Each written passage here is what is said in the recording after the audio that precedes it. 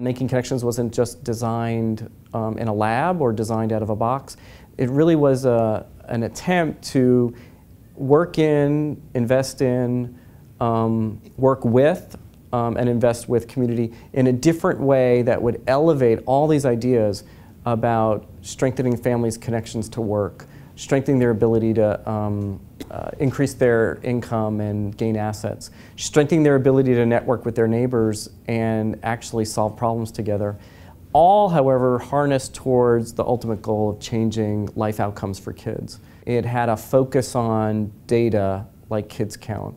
It had a focus on public systems like child welfare and juvenile justice. It had a focus on workforce and poverty. It had a focus on leadership development. And it was all being woven together in a broader foundation-wide framework at the time called Neighborhood Transformation and Family Development. We really didn't have a blueprint going in. We had some broad design ideas about what needed to be in place.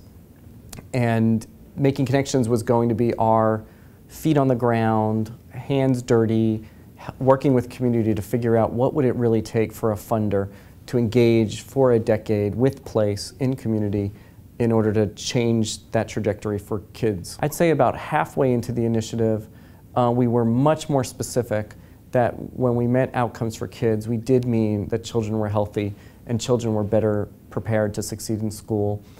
I will say I think it was more 3/4 of the way into the initiative when we got particularly specific to third grade reading and access to quality pre-K. Foundation was very interested in strengthening the economic connections of these families, so jobs, work, and assets.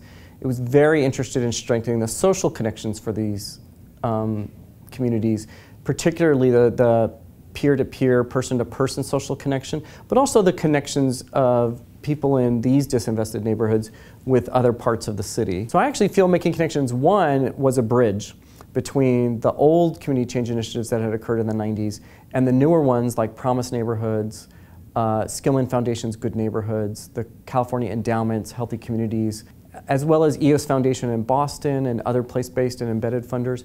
So in one way, we were holding the field together as the field was transitioning. But we have seen very concrete, measurable, and counted outcomes for families in the community, and each site has done a great job at figuring out what's important to their local funders, what's important to their own stakeholders, and really increase their ability to measure it, to report it consistently, to actually use the data in their planning, use the data in their management.